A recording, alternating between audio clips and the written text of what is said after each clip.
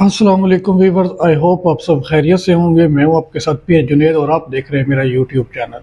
नाज़रीन, बहुत ही अफसोसनाक न्यूज़ देखी और सोचा आप लोगों के साथ शेयर करूं, उस पर अपनी राय भी दूं और आप लोग भी अपनी राय दीजिएगा कमेंट सेक्शन में। सबसे पहले आप लोगों से रिक्वेस्ट है, मेरे चैनल को सब्सक्राइब करें और बेल आइकन प्रेस कर दें ताकि मेरी हर आने वाली वीडियो आप तक बर वक्त पहुँच सके। तो खबर आपके साथ मैं शेयर करूं, बहुत ही मुझे तो पढ़ के मेरा सर में दर्द हो गया।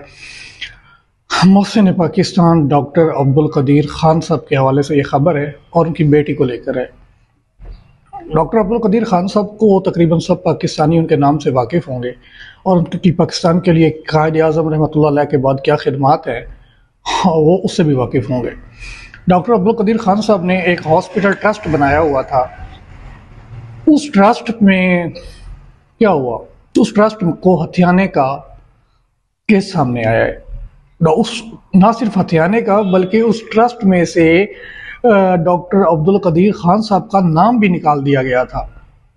और उनकी बेटी डॉक्टर दीना ने जब इस हवाले से बात की या उन्होंने कहा कि हमने हर इदारे का दरवाज़ा खटखटाया, लेकिन आगे से क्या हुआ, आगे से डॉक्टर दीना की किरदार कशी की गई, उनके करैक्टर पे उंगलियां उठाई गई।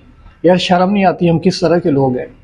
डॉक्टर साहब सही फरमाते थे, हम वाकई मौसम कश कौम हैं। बहुत अफसोसनाक है।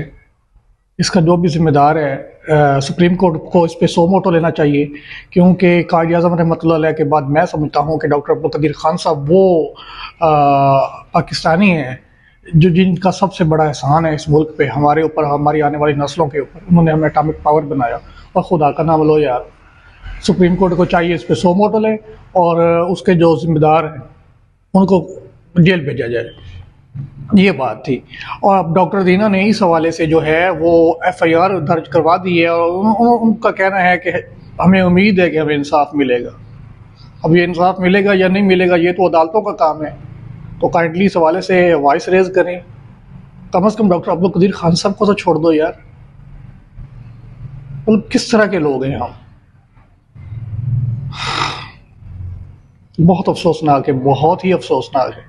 इस मसले पे आवाज़ उठाएं, इसको हाईलाइट करें और ये इदारों तक पहुंचनी चाहिए ताकि उसके जो जिम्मेदार हैं सबको कानून के नीचे लाया जा सके।